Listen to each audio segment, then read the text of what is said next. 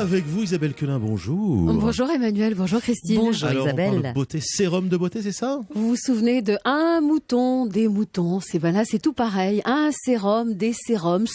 Pas une marque de cosmétiques qui n'aligne dans ses rayons ce précieux petit flacon. Oui. Mais un sérum c'est quoi? Et en quoi serait-il différent et plus utile qu'une crème?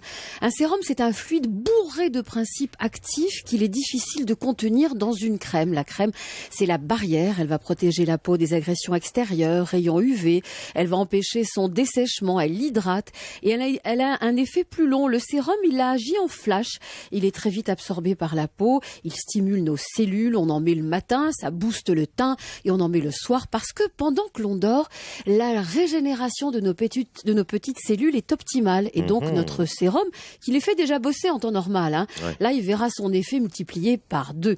Alors on commence à quel âge? À en croire les fabricants très tôt, à 20 ans. Si la peau a subi une agression, le plus joli sérum c'est la jeunesse.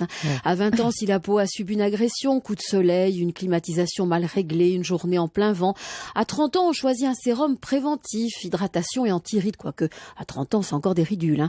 On prend un effet lumière qui va redonner au teint sa luminosité. À 40 ans, on va opter pour un sérum qui cible les désordres pigmentaires, je cite. C'est vrai que nos cellules commencent un peu à faire ce qu'elles veulent et donc on les recadre et on lutte contre la perte d'élasticité. À 50 ans, on lutte d'arrache-pied pour réparer les rides en profondeur. À 60 ans, on le boit.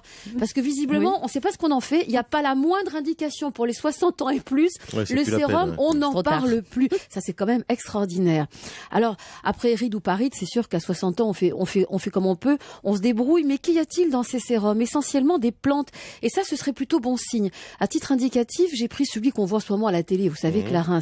Et quand on voit la composition, on se croirait presque dans un rayon fruits et légumes. Ah ouais? Près de 20 extraits de plantes aussi différentes que de la banane, de l'avocat, de la bardane, du houblon, de l'arnica, du pain maritime, de l'extrait de rosier, du blé, du pistachier, du quinoa, de l'avoine et même de la guimauve. Ça, c'est si on voudrait, on peut en manger. Sans oublier le kangsu. Alors ça, c'est extraordinaire. C'est quoi, une ça? plante chinoise. Vous savez, on cite toujours, il y a les Incas, il y a les Chinois. D'accord. Et là, la plante, elle est chinoise et elle boosterait l'effet de tous les autres extraits.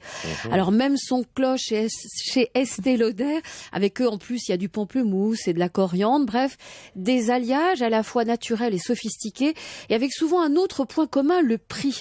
Le sérum, c'est pas donné. Estée Lauder, par exemple, le flacon, il est tout petit, mais si on ramène le prix au litre, ça donne 1700 Oui, mais faut euros pas ça, le faut pas litre. faire ça. Alors le sérum ultra repulpant que vous trouvez chez Yves Rocher, un peu plus raisonnable, 1000 euros le litre. Encore plus raisonnable, on va dire, le sérum extraordinaire Code Jeunesse, ils ont tous des noms sublissimes chez L'Oréal. Là, on est à 500 euros le litre.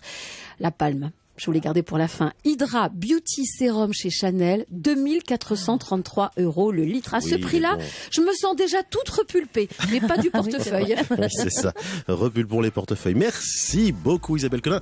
À demain, 6h28 sur Europe 1. Avant de retrouver Julie et Bruce Toussaint pour la suite d'Europe 1 matin, Christine Peña, Oui. un nouveau